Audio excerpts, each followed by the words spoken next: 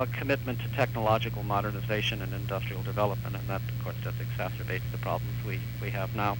Also, we're polarizing as we create a new economy in which the rich get richer and the poor get poorer, and the ultimate effect of this new form of post-modern capitalism is a peculiar meltdown of middle-class industrial society, as the middle class is actually getting pushed back down into the lower class again.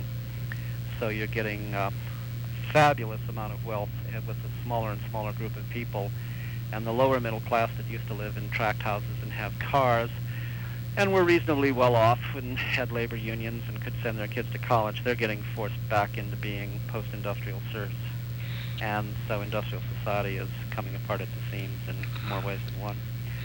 So my efforts in passages about Earth and darkness and scattered light and evil and world order were to try to articulate the shift from economics as the governing science of society to ecology as the governing science, and a shift away from kind of an ideology in which there's a ruling elite, whether it's a Chomsky-esque leftist elite or a Jerry Wiesner technocratic elite, or Zbigniew Brzezinski is probably even a better example, to a new diverse ecology of difference in which there is no single elite articulating one simple ideology. That's why Lindisfarne was always a fellowship and not a followership, and why we had very, very diverse people who shared an ethos, but they definitely did not share an ideology, and I was not a leader articulating an ideology seeking followers.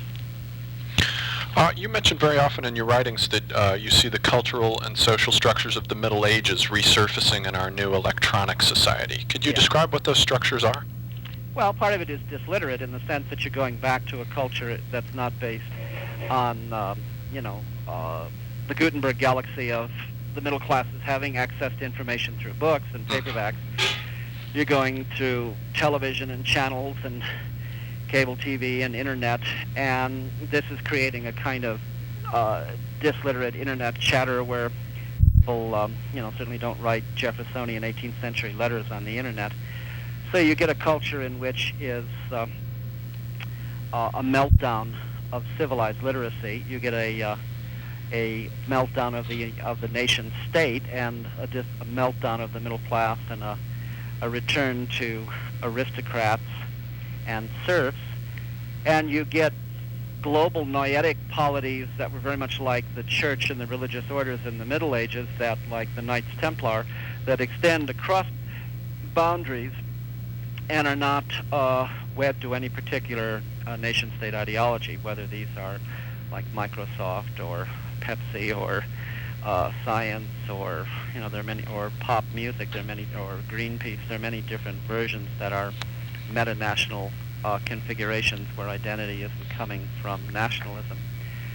So, and also the return to the breakup of religious consensus to religious orders is a medieval thing, where you have fanatical groups like Aryan Nation, or cults, or charismatic leadership of some fanatical saint. That's a very medieval pattern. So all of these, with the breakdown of any kind of civilized literate consensus, there's no New York Review of Books and one single intelligentsia, in New York or at Harvard, articulating what civilization is all about for the rest of us. And that's very much a kind of medieval diversity.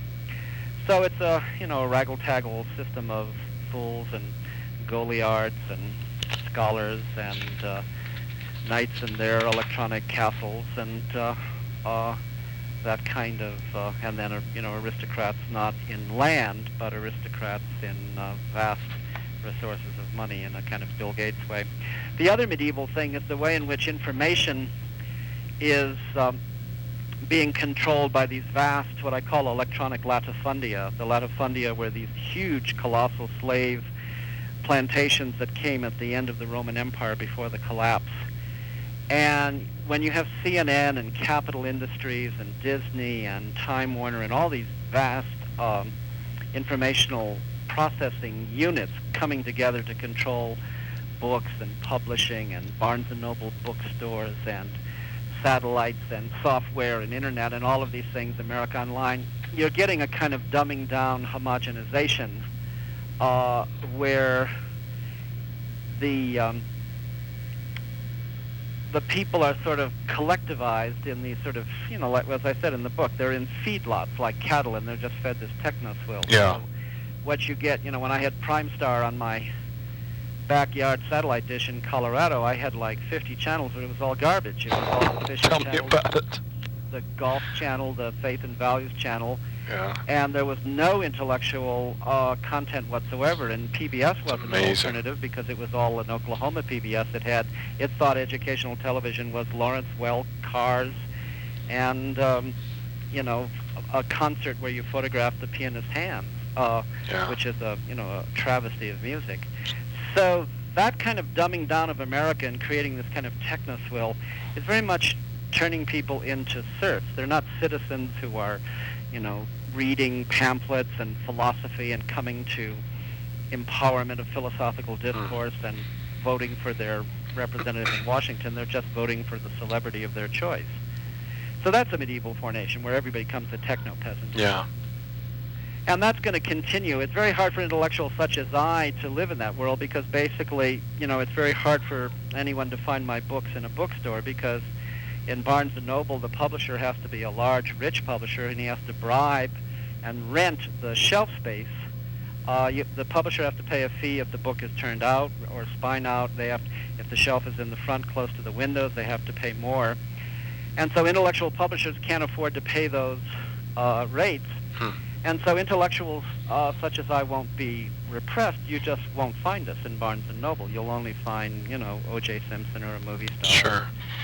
Or some guy who'll pretend to be a philosopher, basically be a human potential soundbiter with the laytest gadget on how to fix your life. And that's a medieval formulation too. Sure. The disintegration. So it means that literacy, in the time of Kant, probably there were only about 12 philosophers. Sure. So it means that intellectuals are going to be very few and far between. I see. And the masses are not going to be, going to college and being smart. They're just going to be, they'll probably go to college, but they'll read textbooks that'll be produced by Time Warner and will have ads for Nike and Pepsi and the end pages. They'll be sitting in class with their baseball helmets with another commercial on their forehead. So we're already there. Yeah. Can I just flip my tape over here? Yeah. Well, I think you must remember that.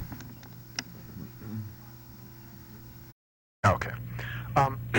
You see your writings as an example of a new literary genre which you term Wissenskunst. Can you explain what that's all about? Well, I tried to find a word for it in English and I couldn't. And I guess I was when I was creating the phrase, I had just come back from meeting with Werner Heisenberg at the Max Planck Institute.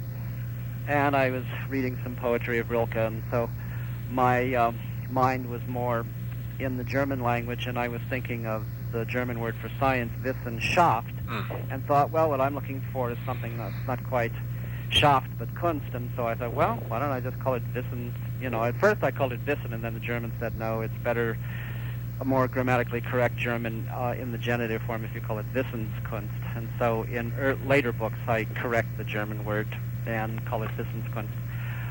So, it's too long to call it l'art de savoir, so it doesn't work in French. And so I just stuck with the German word and thought, well, it's a global society. We can borrow, we say schlepping the groceries in Yiddish and, smithereens from Gaelic. So, we can just use this word out of German.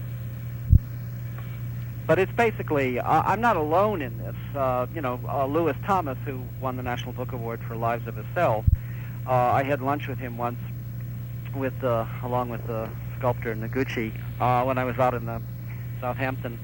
And I said, all your little short essays that you write for Lancet or the New England Journal of Medicine, they all have the structure of romantic poems of description and meditation, which I wrote my master's essay on that genre, so I was sensitive to it. And he said, I love poetry and I write poetry, and I consciously tried to make these little essays poetic in that form.